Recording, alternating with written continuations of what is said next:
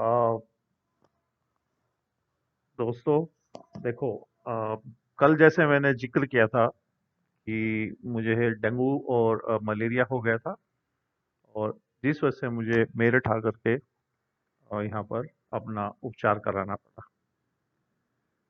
तो आज मैं सुबह जब यहाँ पर बैठा था तो मुझे एक, ये देखो, धूप जो है, ये वाली धूप ऐसे आ रही है ना पीछे से, ये दिखाई दी। और अचानक मुझे याद आया कि जब मैं बीमार था तो कुछ कर नहीं सकता था। मन तो करता था, लेकिन उस समय ड्रिप लगी हुई थी। तो मैंने फिर अपने उससे भाई से कहा कि भाई, मुझे एक कॉपी और कोई पेन ला के दो। मैं कुछ लिखना चाहता हूँ। जो विचार मेरे घूमते हैं दिमाग के अंदर, मैं उनको कुछ लिखना चाहता हूँ। तो मेरी आदत वैसे भी एक सुबह उठ करके थॉट लिखने की थी। और मैं अक्सर उनको लिखने के बाद हंसी मजाक में अपने साथियों को सुनाता था। कुछ खुश होते थे, कुछ कहते थे, अरे क्या लिखा तूने, और इस तरह की बात होती। तो अ, मुझे याद है कि जब मैंने जैसे जिक्र किया था कि मैं तहसील में था और वहां पर मेरी तबीयत बहुत ज्यादा, मुझे लग रहा था मैं बीमार हूँ।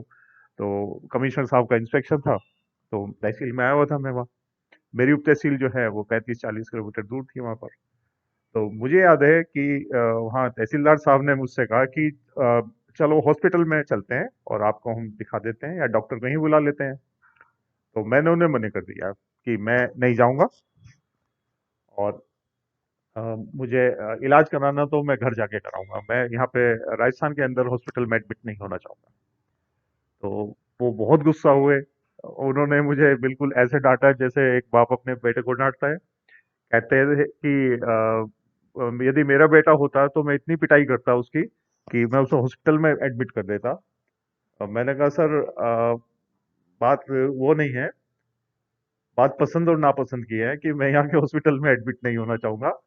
अ, मैं चाहूंगा कि यदि मैं हॉस्पिटल में हूँ, बीमार हूँ, तो मेरे साथ मेरे जो दोस्त हैं, मेरे घर परिवार के सदस्य रहे तो मुझे अच्छा लगेगा। वैसे तो यहाँ भी मैं नाराज तो किसी से नहीं हूँ। लेकिन मैं चाहूंगा कि यदि होना है हॉस्पिटलाइज तो 4 दिसंबर के बाद में हूँ, क्योंकि मानगढ़ में वहां पर हमारे यहाँ संभवतः मुख्यमंत्री का दौरा भी हो सकता था। वहाँ पे एक बहुत बड़ा मेला, आदिवासी मेला लगता था। और मुझे बताया कि गुजरात से काफी लोग आते थे, तो मेरा उस कल्चर को देखने का बहुत इच्छा थी। तो खैर, वहां पर उसने तहसीलदार ने मुझसे कहा कि तेरा नाम शैलेंद्र सिंह है, तू खुद भी पत्थर है, और तेरा दिल तो बिल्कुल ही पत्थर है। तो मैं बड़ा भावुक हुआ कि इतना ध्यान रखने हैं वो। तो खैर, अपनी भावनाओं पे मैंने नियंत्रण रखा, लेकिन उसके ऊपर एक थॉट मेरे दिमाग में जरूर आया था। वो मैंने लिखा।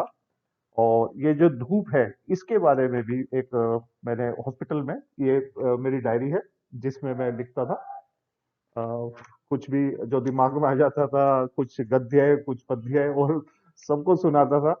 और वहां पर हंसते भी थे, डांट भी पड़ती थी। और वो भी जैसे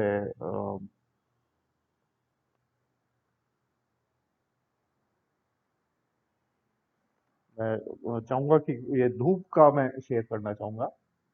अ, वो ये है, अ, धूप भी एक पीला पर्दा है। धूप भी एक पीला पर्दा है, जिसके पीछे आराम करते हैं चांद सितारे।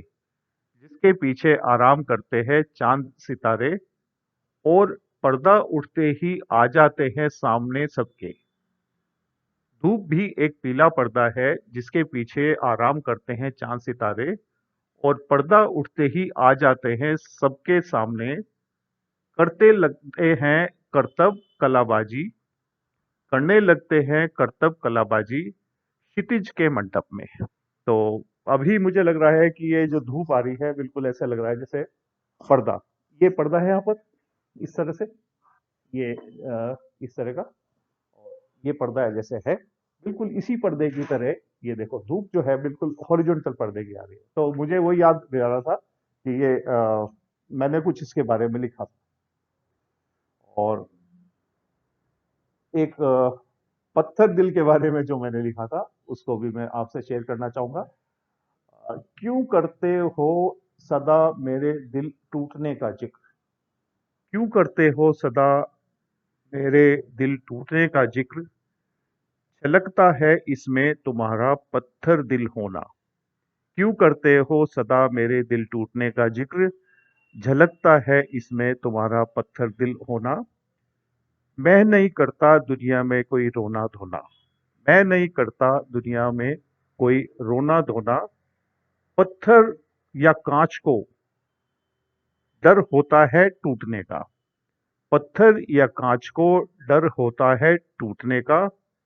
मेरा दिल बना है मोम का। मेरा दिल बना है मोम का।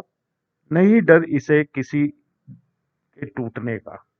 नहीं डर है इसे किसी के टूटने का। बस अब रोक लो अपने गर्म जज्बातों को। अब रोक लो अपने गर्म जज्बातों को। डर है मेरे दिल को पिघलने का। ये मैंने लिखा था क्योंकि एक तो टेम्परेचर इतना ज्यादा हो रहा था, और दूसरा एक थोड़ा सा इमोशनल बात थी कि बाप बेटे का जिक्र हो रहा था कि मैं हॉस्पिटल में एडमिट कर देता जिसको मैं नहीं चाहता था। तो आज मुझे याद आया कि मैं क्योंकि यहाँ पे कुछ सामान को अब साफ कर रहा हूँ, यहाँ से पैक करना है मुझे। तो ये डायरी मुझे मिली, और जब मैं सुबह उठा तो मेरे अंदर एकदम ये इस पर्दे को देख करके, जैसे ये धूप आ रही है, बहुत अच्छी सी धूप आ रही है। अभी पूरी धूप नहीं आ रही, लेकिन जिस तरह से जो रेज, सन रेज मेरे कमरे में आ रही है, तो मुझे याद आया कि मैं आप लोगों से शेयर करूंगा। ये तो नहीं कह सकता कि पसंद आएगा या जैसा भी आएगा, लेकिन ये बिल्कुल जो एक बेसिक वो है। और एक मैं आपसे और जो मैंने लिखा था उसको शेयर करूंगा अपने।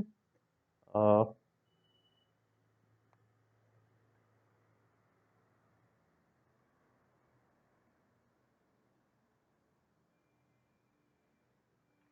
मलेरिया और उसके बारे में लिखा था मैंने।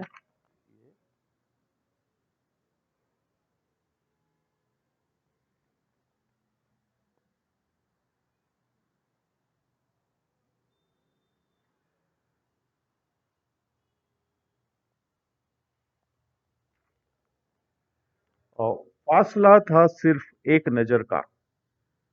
फासला था पहले सिर्फ एक नजर का। पनप गए इसमें पहाड़ शिकवों के। फासला था पहले सिर्फ एक नजर का। पनप गए इसमें पहाड़ शिकवों के। और नदियां बेबसी की कर दिया इसने दूर इतना की। अब नजर तो मिल जाती है पर हाथ छूट गए हैं। ये भी लिखा था मैंने वहीं। फासला था सिर्फ एक नजर का। पनप गए इसमें पहाड़ शिकवों के। नदियां बेबसी की कर दिया इसने दूर इतना की। अब नजर तो मिल जाती है पर हाथ छूट जाते हैं। एक और लिखा था क्योंकि मलेरिया मुझे हुआ था, तो उसके बारे में मैंने लिखा था। मलेरिया भी एक ऐसी बीमारी है। मलेरिया भी एक ऐसी बीमारी है। जितना इसका रिश्ता खून से है उतना उसका जिगर से भी है। सॉरी। मलेरिया एक ऐसी बीमारी है। सॉरी। जितना उसका रिश्ता खून से है, क्योंकि उसका ब्लड के अंदर भी साइकिल होता है, और उतना ही रिश्ता इसके जिगर से भी है, लीवर से भी उतना ही रिश्ता है, क्योंकि दोनों के अंदर वो लाइफ साइकिल करता है। तो मैं अपने स्टूडेंट से की साइकोलॉजी को समझ सकता हूँ, क्योंकि उनका एग्जाम नेट का हो चुका है, और अब वो अपने परिणाम की इंतजार कर रहे हैं। तो इंतजार करना बड़ा मुश्किल होता है। तो मुझे इच्छा है कि आई होप कि ये जो मेरा कुछ लेख है जो मैंने लिखा है, ये आपको टाइम पास करने के लिए एक सहायता करे। लेकिन मेरा फिर आपसे यही सिंसियर एडवाइस है कि आप मोमेंटम लॉस ना करें। आपका रिजल्ट जो भी रहे, अभी एग्जाम और भी बाकी हैं, और इस एग्जाम में भी काफी हमारे चांसेस हैं कि हमारा सिलेक्शन हो जाएगा। आपके लिए शुभकामनाएं। धन्यवाद। ये मेरा नया लैपटॉप है। मेरा पुराना लैपटॉप, मैं कहूँगा, चोरी तो नहीं हुआ, लेकिन चोरी करने से थोड़ा सा दुख होता है। वो जो लेके गया है वो मुझसे मांग लेता तो मैं उसको ठीक करा के देता, क्योंकि वो काफी जो 18 से 20 घंटे तक रोज आना चलता हो तो वो लैपटॉप किस हालत में होगा, वो उसके लिए दुख का ही कारण बनेगा। और बस मुझे थोड़ा सा ही दुख है कि उसके अंदर डाटा था वो चला गया। मैं उसको दोबारा बना लूंगा। ऐसा कुछ मेरे ऊपर ज्यादा वो नहीं पड़ेगा, मुझे तो बैठ के काम करने की आदत है। थोड़ा सा वजन और बढ़ जाएगा, मुझे और कोई दिक्कत नहीं है, उसको मैं कम कर लूंगा। तो बस ये दुख हुआ। ये मेरा दूसरा जो एचपी का लैपटॉप है। आपको सभी को एचपी के लैपटॉप की तरफ से शुभकामनाएं। Thank you.